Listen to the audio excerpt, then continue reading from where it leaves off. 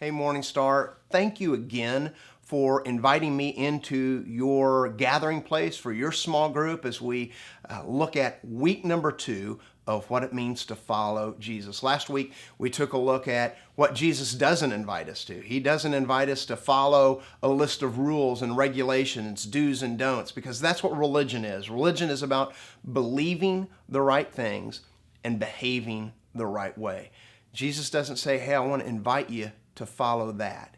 Instead, he says, I want to invite you to follow me, to have a relationship with me that you can't change apart from me, but once you join me and join community, you're going to begin to change and you're going to begin to discover the plans and purposes, the future that I have for you.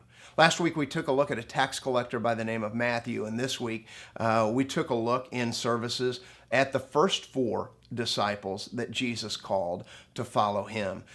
Really specifically, Peter, the other guys, Andrew, that was his partner, and James and John, the sons of Zebedee, that were also partners of Peter and Andrew. They kind of get played on the periphery, but Jesus' invitation is really to and with Peter. And we're in Luke's gospel, and Luke is a Gentile, he's a physician, he's done research, and he's talked to Peter.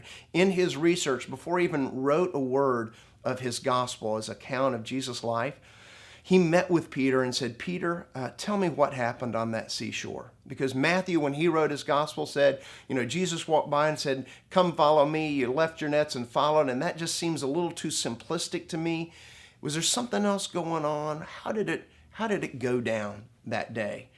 And so Peter began to describe that account, that day on the Sea of Galilee, the beach there, as they were cleaning their nets, what happened. And Jesus came along and he began to preach and teach, and the crowds pressed in on him so much that Jesus had to get in a boat.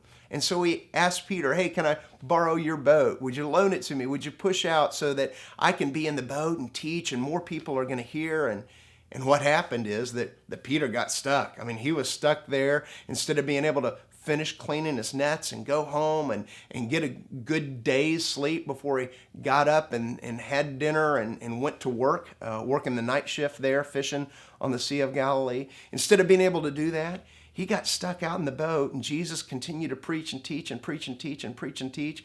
And so he's sitting there and listening to the Word of God, and something begins to happen. Something begins to happen so that at the end of that message, Jesus sees Peter, sees something in Peter, the potential that could be unlocked. And he says, I'm going to bless you, and I'm going to bless you right now, but I also know the blessing that I have prepared for you, Peter. But I need to know if you're going to be the guy who can take a step of faith, can trust me, will do something that you've done 1,000 times, but do it differently, to do it my way instead of your way, in a way that may not make any sense. So Peter, here's what I want you to do. I want you to grab your net. I want you to push out into the deep water, and I want you to put down your net. And I know I'm just a rabbi. I'm a carpenter, not a fisherman. I know, though, that fishermen fish at night and they fish close to the shore, but I want you to trust me because I want to show you something.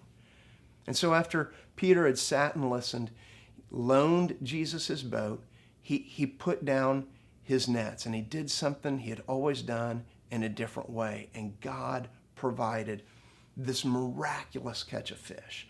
I mean, it would have been unheard of, and there was no other response that Peter could have had than to realize, begin to kind of conceptualize and grasp that Jesus was not just a rabbi, not just a very incredible teacher and preacher of the word, but there was something special. There was something anointed about him. He probably didn't realize that Jesus was the Son of God. We actually read that Peter makes that confession much later in Jesus' ministry after he's already followed. But in that moment when he realizes this catch of fish, he realizes that Jesus is Lord. He's master. And Peter realizes that he's a sinful man and he shouldn't be in the presence of someone so perfect. And yet, Jesus says to this Peter, hey, come, follow me.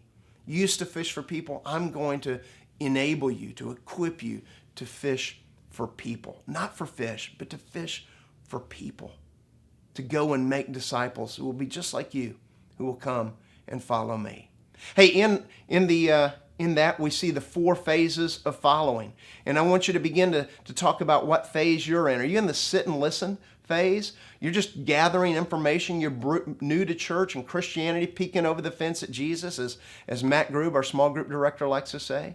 Or maybe you're in the point where you've got some information and now you're ready to be inconvenienced a little bit, and you're gonna loan Jesus your boat and invite him into your life. And maybe you're ready to kind of put down the net, and that's really not just about being inconvenienced. It's about inviting Jesus into not just a little part of your life, but every area of your life, especially that life that you've been holding back on. Some habit, some hurt, some hang up, some relationship, some issue or struggle that you've had in your life that you've done, and you've done it your way and there's been no change. And God says, I want you to do it differently. I want you to do it my way because I've got blessing on the other side of this for you. And then some of you are at the point of saying, I need to go all in, which I'm ready to leave the boat. I'm ready because Jesus has shown himself so strong and faithful in my life that my little faith has always been dominated by God's incredible faithfulness. And so I'm ready to go all in to the one who's gone all out for me. Where are you at? Which one of those phases are you at? Remembering that God has this incredible future. And he's just asking you, are you willing to take that next step? Next step. See, learning to swim, most of us don't learn to swim by our parents taking us up to the diving board, high dive, and dropping us off and say, hope it works.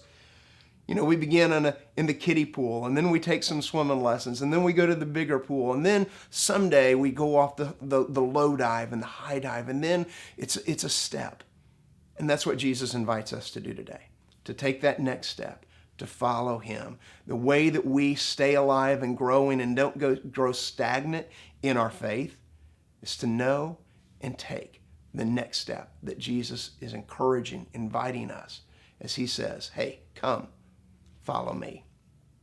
Hey, as you start your small group this week, what I'd love for you to do is think about, use the Boy Scouts. Were you a scout? Were you in some kind of organization as a young person that kind of had ranks and growth and development? Talk about what that was and what you liked and didn't like about that, and kind of maybe the highest rank that you achieved. Have a great conversation, and I can't wait to be back next week as we continue to learn what it means to follow Jesus.